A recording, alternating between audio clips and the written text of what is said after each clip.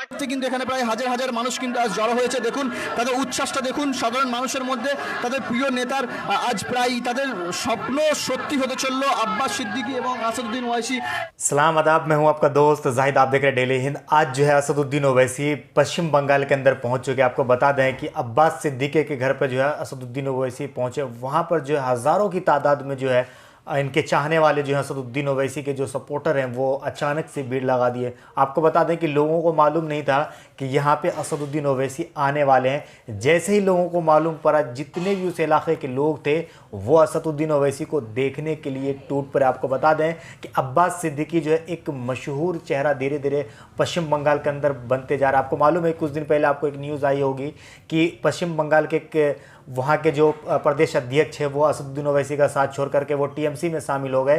तो आपको मालूम है कि उस वक्त जो है जो ओवैसी के चाहने वाले थे उनको लगा था कि अब जो है धीरे धीरे असदुद्दीन ओवैसी, बल्कि अब जो चुनाव है यानी कि 2021 में चुनाव है, वो चुनाव में असदुद्दीन ओवैसी जो है कमज़ोर हो जाएंगे क्योंकि उनका जो प्रदेश अध्यक्ष है वो टीएमसी के अंदर शामिल हो गए।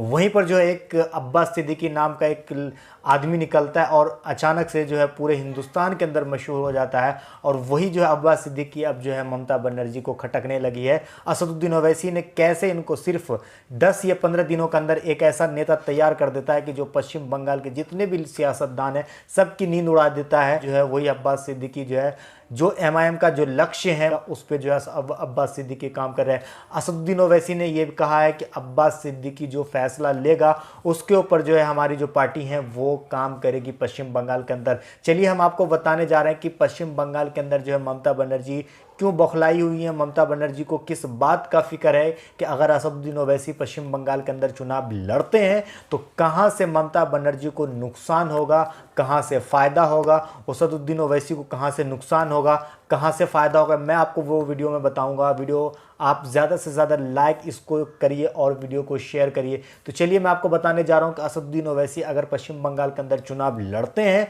तो कितने सीटों पर जीत दर्ज कर पाएंगे, कहां कहां से जीत दर्ज करेंगे। आपको मैं कुछ ऐसे विधानसभा के बारे में बताऊंगा जहां से असदुद्दीन ओवैसी 110% यहां से चुनाव लड़ेंगे, क्योंकि यहां पे जो आदिवासी और मुसलमानों की काफ़ी अच्छी तादाद है।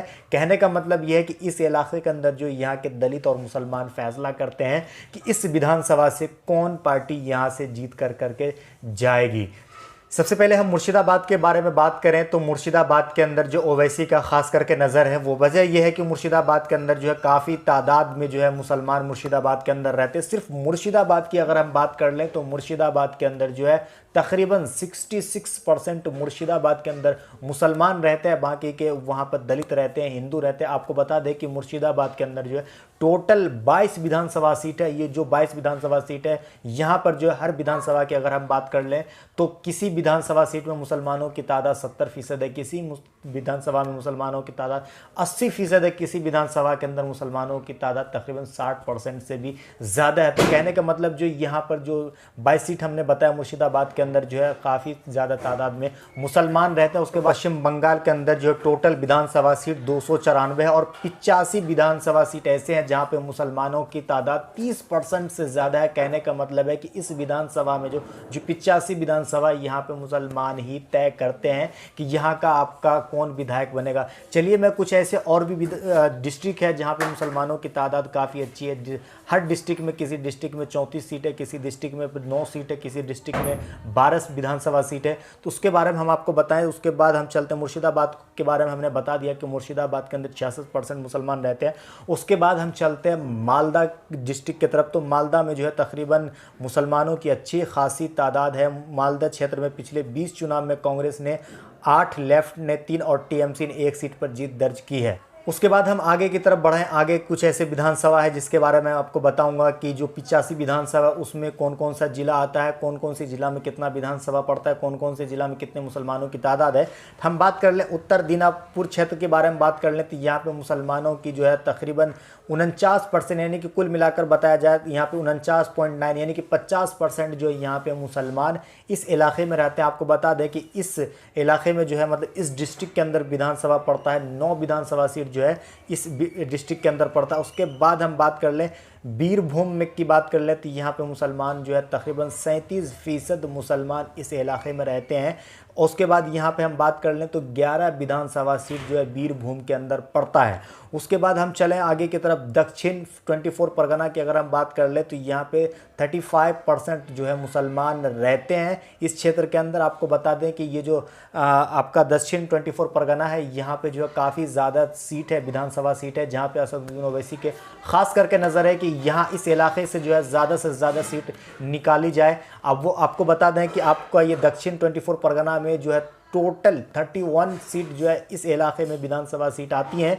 उसके बाद जो है आपका जो है दक्षिण 24 परगना में टीएमसी ने पिछले विधानसभा चुनाव में 26 सीटें जीती थी, जबकि लेफ्ट 5 सीटें जीतने में सफल रही थी। जो ये इलाका मैं बता रहा हूँ यहाँ पे काफ़ी अच्छा मुसलमानों की तादाद है।